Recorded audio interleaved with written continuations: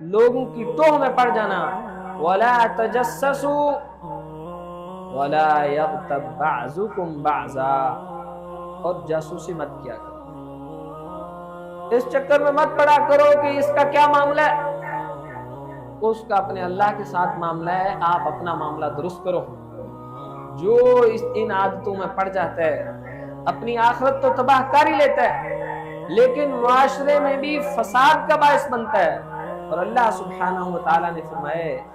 کہ یہ فساد قتل سے زیادہ نقصان کرتا ہے معاشرے، اور جو کام